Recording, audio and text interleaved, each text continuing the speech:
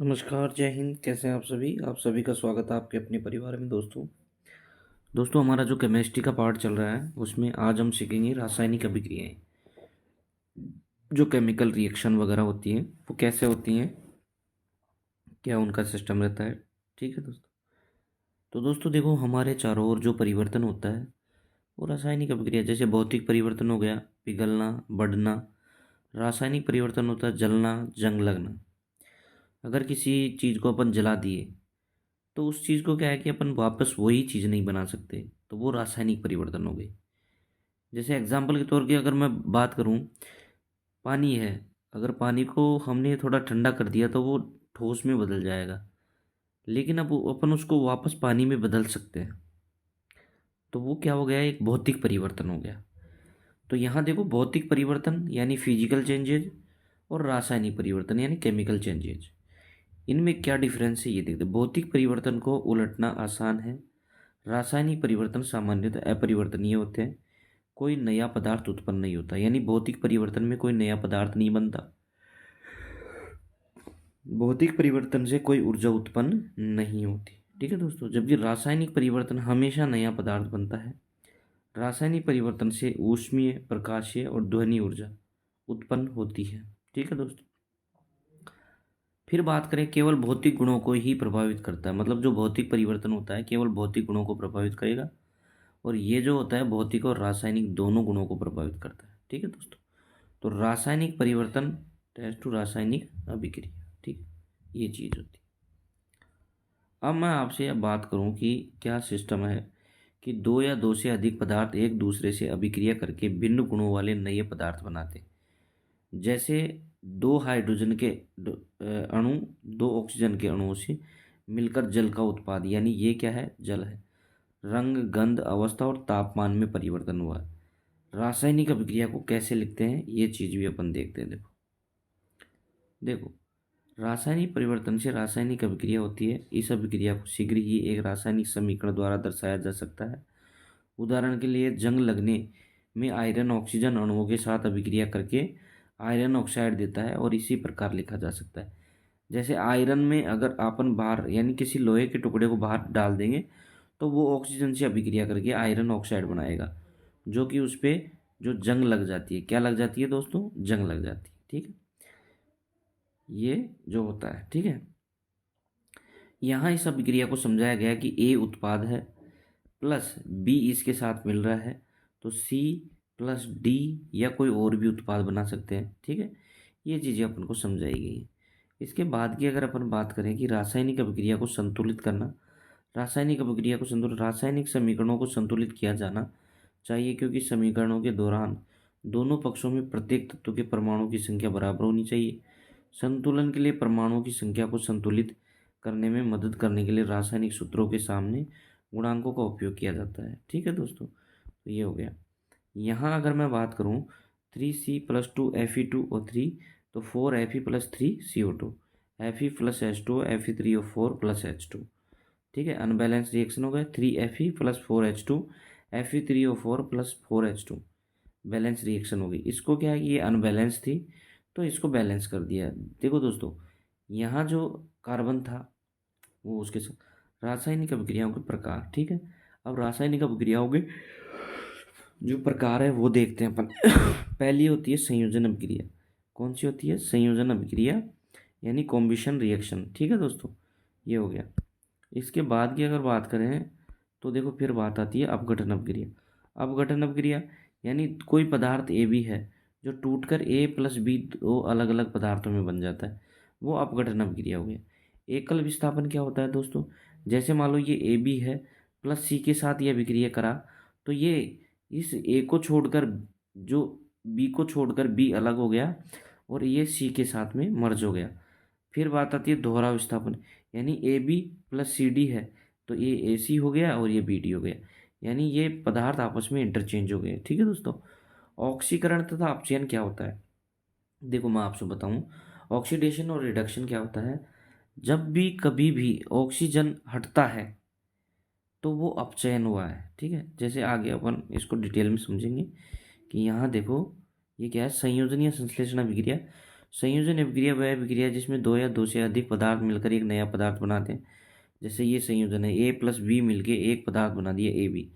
संयोजन अभिक्रिया को संश्लेषण अभिक्रिया भी कहा जाता है। इन अभिक्रियाओं में उत्पाद के निर्माण के परिणामस्वरूप परमाणुओं के बंध बनने के कारण कुछ ऊर्जा निकलती है। ठीक है, कुछ ऊर्जा निकलती है। ये होता है कैल्शियम ऑक्साइड।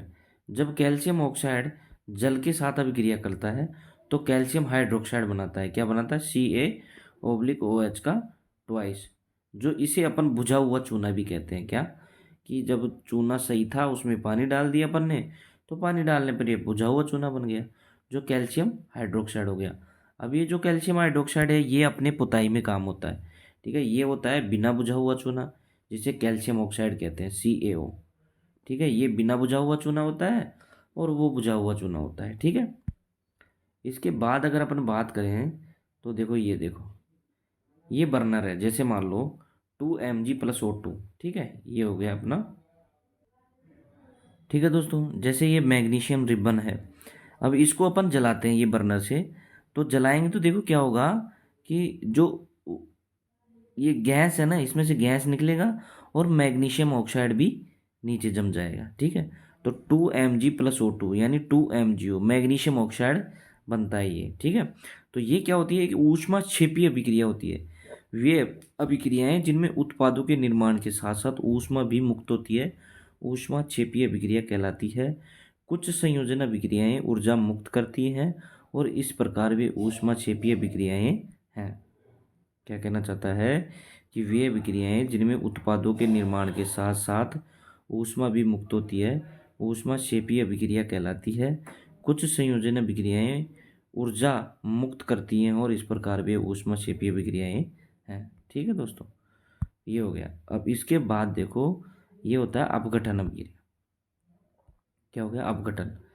अपघटन अभिक्रिया वह होती है जहाँ एकल अभिकारक टूटकर सरल उत्पाद देता है, अर्थात यह विघटित हो जाता है।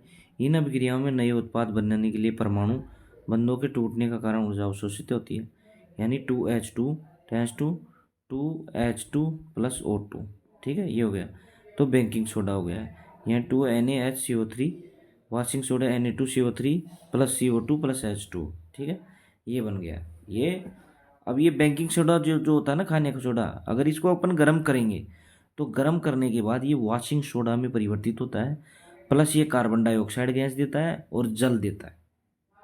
मतलब मेन बात क्या है कि अपघटन अभिक्रिया है जो जहाँ एकल अभिकारक टूट कर सरल उत्पाद देता है, अर्थात ये विघटित हो जाता है।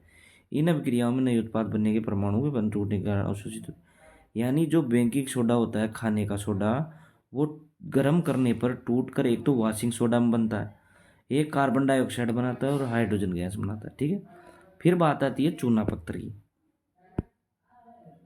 ठीक है, ये चूना पत्थर CaCO3 कैल्शियम कार्बोनेट को अगर गर्म किया जाएगा तो ये कैल्शियम ऑक्साइड प्लस CO2 में टूट जाता है। ठीक है, फिर इसमें अगर पानी मिला दिया जाता है, इसमें ये बिना बुझा हुआ चूना है, इसमें अगर पानी मिला दिया तो ये क्या बना लेता? कैल्शियम हाइड्रोक्साइड बना लेता। ठीक है दोस्तों, तो ये रिएक्शन है। अब यहाँ कॉपर हाइड्रोक्साइड, जैसे कॉपर हाइड्रोक्साइड है, ये है कॉपर ऑक्साइड प्लस जल में टूट जाता है। 2KlO3 है तो 2KCl+3O2 में टूट जाता है। फेरस सल्फेट है FeSO4, तो Fe2O3 SO2SO3 में सल्फर डाइऑक्साइड सल्फर ट्राइऑक्साइड में टूट जाता है। यानी फेरस सल्फेट जो है वो 2FeSO4 Fe2O3 प्लस SO2SO3 में टूटता है। यानी लेड नाइट्रेट क्या होता है? 2PbNO32। ये हो गया ये सिस्टम। ठीक है दोस्तों,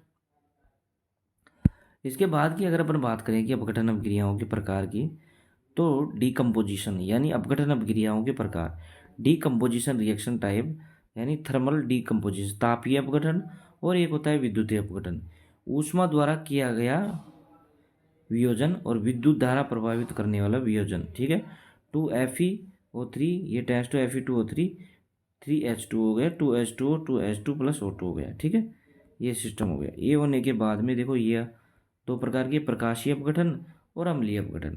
जब अपघटन प्रकाश द्वारा किया जाता है, जैसे सूर्य का प्रकाश, जब अम्ल द्वारा किया जाता है, ठीक है, तो ये हो गया।